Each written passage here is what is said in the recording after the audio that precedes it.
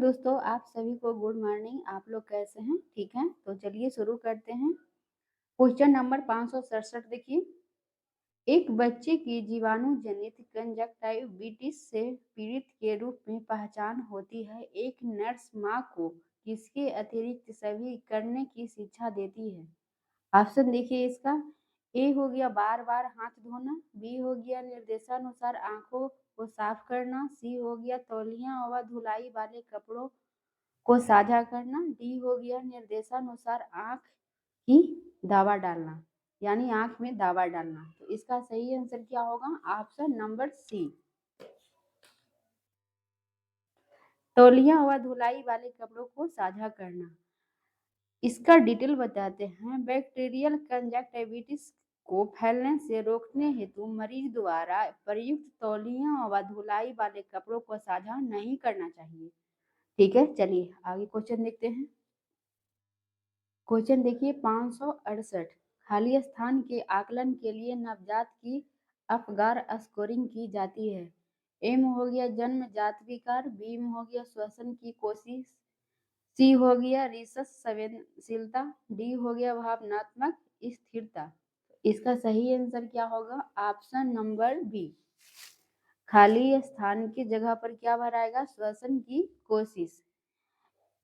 इसका डिटेल बताते हैं। रेस्पिरेटरी यानी न्यूरोलॉजिकल एवं सर्कुलेटरी स्टेटस के आकलन हेतु अपकार स्कोरिंग की जाती है। ठीक है, चलिए आगे देखते हैं। क्वेश्चन देखिए 569। समान जन्म भार होता है, क्या होता कहता है? बच्चा के जन्म के समय जो वजन होता है कितना समान माना गया है? ऑप्शन देखिए इसका। ए में हो गया 2.5 से 3 केजी, बी हो गया 2 से 2.5 केजी, सी हो गया 3 से 3.5 और डी हो गया 2.2 से 2.7 केजी। तो इसका सही आंसर क्या होगा? ऑप्शन नंबर ए, बच्चा का जन्म के समय जो बच्चा स्वस्थ है तो मिनिमम वजन कितना होना चाहिए? 2.5 से 3 किलो होना चाहिए। ठीक है, ऑप्शन नंबर ए। चलिए आगे क्वेश्चन देखते हैं। देखिए 570। LBW यानी लो बर्थ वेट शिशु की कसौती क्राइटेरिया क्या है? ए हो गया जन्म भार कितना है? 2 केजी, बी हो गया 2.5 केजी और सी हो गया 3 केजी और डी हो गया 2.7 केजी। इसका सही आंसर क्या होगा? Option number B, 2.5 KG. ठीक है, चलिए आगे क्वेश्चन देखते हैं। देखिए 571। किस आयु पर एक बच्चा अपने दांत ब्रश करना प्रारंभ कर देता है?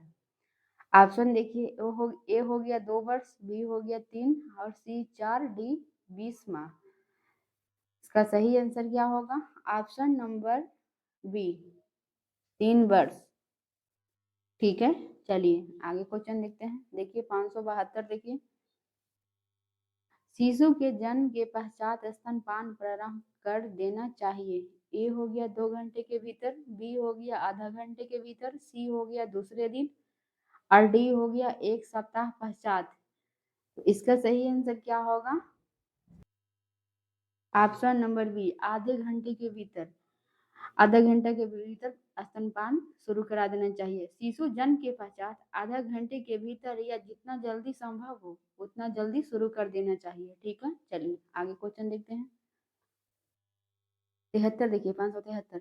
नवजात शिशु में शरीर क्रियात्मक पीलिया कब प्रकट होता है? ए हो गया जन्म के समय, बी हो गया 2 सप्ताह पर, सी हो गया दूसरे दिन और डी हो गया 1 सप्ताह पर। तो इसका सही आंसर क्या होगा? ऑप्शन नंबर सी, दूसरे दिन। ठीक है, चलिए आगे देखते हैं। क्वेश्चन देखिए 574। निम्नलिखित में से कौन सा नवजातीय टिटेनस का, आगे देखते हैं, बचावात्मक उपाय नहीं है? ऑप्शन देखिए। ए में हो गया टीटी टीकाकरण, बी में हो गया 5 स्वच्छता नियम की पालन, सी हो गया प्रजनन आयु के दौरान टीटी टीकाकरण, डी हो गया एंटीबायोटिक पेनिसिलिन। तो इसका सही आंसर क्या होगा? Option number D, antibiotic penicillin. Antibiotic penicillin का मतलब होता है नवजातियों टिटेनस के उपचार में प्रयुक्त औषधि है। ठीक है, चलिए आगे देखिए 575 WHO के ORS पैकेट किसके अतिरिक्त सभी सम्मिलित होते हैं? ए हो गया सोडियम क्लोराइड, बी हो गया पोटेशियम क्लोराइड, सी हो गया सोडियम बाइकार्बोनेट, डी हो गया कैल्शियम कार्बोनेट। क्या कह रहा है डब्ल्यू? इसका सही आंसर क्या होगा? Option number D, calcium carbonate. ठीक है, चलिए आगे क्वेश्चन देखते हैं। गंभीर पेशीय क्षति, वृद्धि, असफलता व उपत्वचीय वसा की हानि किसके लक्षण हैं? एम हो गया क्वासियोरकर, बी हो गया बेरी बेरी, सी हो गया स्कर्वी और डी हो गया मेरास्मस। तो इसका सही आंसर क्या होगा? Option number D, marasmus. Kwashiorkor होता है बीमारी प्रोटीन की कमी से, बेरी बेरी होता है B1 की कमी से, और स्कर्वी होता है विटामिन सी की कमी से। तो मेरास्मस गंभीर कुपोषण का एक रूप है। यह तब होता है जब शरीर को काम करने के लिए जरूरी पोषक तत्वों की कमी हो जाती है। मेरास्मस को प्रोटीन कैलोरी कुपोषण भी कहा जाता है। यह आम तौर पर बच्चों में ज्यादा होता है। ठीक है, चलिए आगे देखते हैं।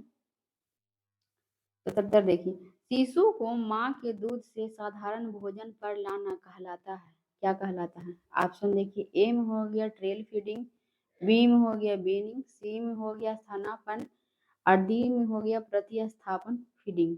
इसका सही आंसर क्या होगा? ऑप्शन नंबर बी, बीनिंग। बीनिंग के मतलब क्या होता है? बीनिंग के मतलब होता है दूध छुड़ाना और धीरे धीरे ठोस भोजन पर लाना। ठीक है, चलिए देखिए 578, हीमोफीलिया से संबंधित आंतरिक रक्तस्राव का सबसे सामान्य पारंपरिक स्थल है। एम हो गया मस्तिष्क ऊतक, बी में हो गया जठरांत्रिय तंत्र, सी में हो गया संधि गुहाएं और डी में हो गया मेरु रज्जु।